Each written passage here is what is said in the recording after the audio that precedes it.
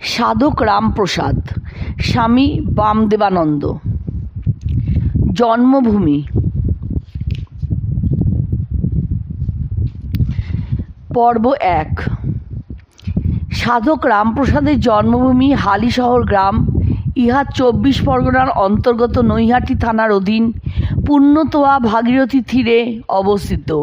এই গ্রামের অপর নাম কুমারহট্ট বা কুমারহাটি। বহু কুম্ভকারের বাস ছিল বলিয়া এই নামকরণ হইয়াছে, ইহাই অনেকের ধারণা। তবে এই নাম সম্বন্ধে একটি জনশ্রুতি আজও প্রচলিত আছে। কুম্ভকার ব্যতীত এই গ্রামে বহু ব্রাহ্মণ কায়স্থেরও বাস ছিল। শিক্ষা দীক্ষায় এককালে এই গ্রাম নবদ্বীপকেও পরাস্ত করিয়াছিল। কথিত আছে একদা নবদ্বীপের বহু পণ্ডিত এই গ্রামের পণ্ডিতগণের সঙ্গে শাস্ত্র বিচার করিতে আসিয়াছিলেন, কিন্তু কুমারহট্টের পণ্ডিতগণ বিচারে প্রবৃত্ত না হইয়া একটি কৌশল অবলম্বন করিলেন। একজন সুচতুর কুম্ভকারকে নানা কথা শিখাইয়া নবদ্বীপের পণ্ডিতগণের নিকট পাঠাইয়া দিলেন। বুদ্ধিমান কুম্ভকার স্ত্রী বেশে সজ্জিত হইয়া একটি অল্পবয়স্ক ছেলেকে সঙ্গে লইয়া পণ্ডিতগণের নিকট উপস্থিত হইল। ছেলেটিকে তাহার পুত্র বলিয়া পরিচয় দিয়া পণ্ডিতগণের পরিচারিকা হিসাবে নিযুক্ত হইল। প্রত্যুষে পরিচারিকা ঘরকন্যার কাজে ব্যস্ত। চারিদিকে কাকগুলি কাঁ কাঁ রব করিতেছিল। ছেলেটি হঠাৎ বলিয়া উঠিল, মা, কাক কেন ডাকছে? দাসী জবাবে বলিল, পণ্ডিতদের জিজ্ঞাসা করো, কাক কেন ডাকছে? আমি মূর্খ মানুষ, কি বলবো?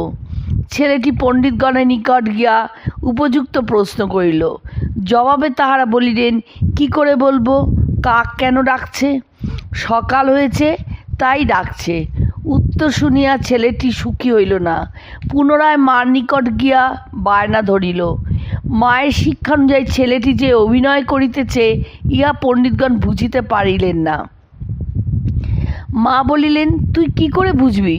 তুই কি সংস্কৃত জানিস? সংস্কৃতে একটি শ্লোক আছে, সূর্যদেব অন্ধকার নাশ করিয়া আলো দান করিতেছে। কাকদিগের মনে ভয় হইয়াছে। তাহাদের অঙ্গের কৃষ্ণবর্ণকে অন্ধকার মনে করিয়া সূর্যদেব পাছে তাহাদিগকে বিনষ্ট করেন, এই ভয়ে কাক সকল বয়ং কাকা, আমরা কাক এই বলিয়া সূর্যদেবকে জানাইতেছে। পরিচারিকার মুখে সংস্কৃত শ্লোকের এরূপ ব্যাখ্যা শুনিয়া পণ্ডিতগণ স্তম্ভিত হইলেন। ডাকিয়া জিজ্ঞাসা করিলেন, তুমি এসব কোথা হতে শিখলে? উত্তরে পরিচারিকা বলিল, এ গ্রামের পণ্ডিতদের বাড়ির কাছে আমার বাড়ি। সদা সর্বদা সংস্কৃত আলোচনা হয়, আমি তাদের কাছেই শুনেছি। পণ্ডিতগণ তখন প্রমাদ গণিলেন যে গ্রামের দাসদাসীরা এতটা বিদ্যা বুদ্ধি রাখে, সে গ্রামের পণ্ডিতদের সঙ্গে শাস্ত্র বিচারে প্রবৃত্ত হওয়া বৃথা।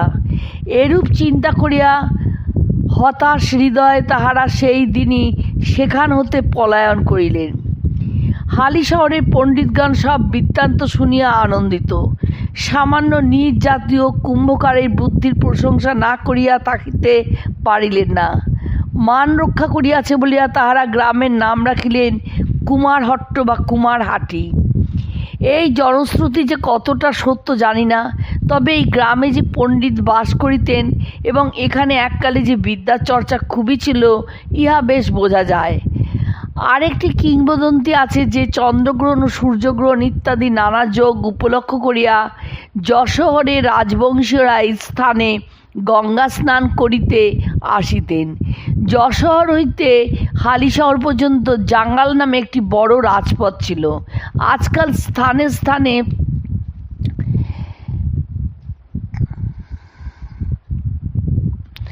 এই জাঙ্গালের ভগ্নাবশেষ দেখিতে পাওয়া যায়। মহারাজ প্রতাপাদিত্যের পুত্র কুমার উদয়াদিত্য বহু লোকজন লইয়া এই গ্রামে প্রায় গঙ্গা স্নান করিতে আসতেন। কুমারের আগমন উপলক্ষে ওই সময় একটি বড় হাট বসিত। ধীরে ধীরে সেই হাট স্থায়ী হইয়া যায়। তদনুসারে এই গ্রামের নাম কুমারহট্ট।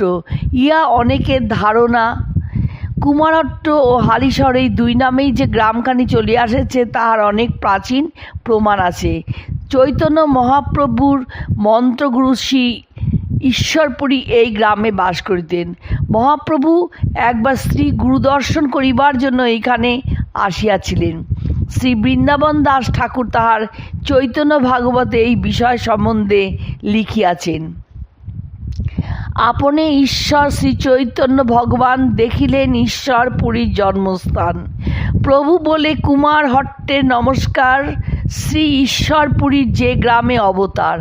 কান্দিলেন বিস্তর চৈতন্য এই স্থানে, আর শব্দ কিছু নাই ঈশ্বরপুরী বিনে।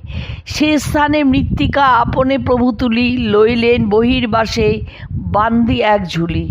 প্রভু বলে ঈশ্বরপুরীর জন্মস্থান, এ মৃত্তিকা মোহর জীবন ধনপ্রাণ। চৈতন্য মহাপ্রভুর দেখাদেখি সঙ্গে শিষ্যেরা মাটি উঠাইতে লাগিলেন। ইহাতে ওই স্থানটি একটি খাদে পরিণত হয়। সেই খাদটি আজও বিদ্যমান। ইহাকে চৈতন্য ডোবা বলে।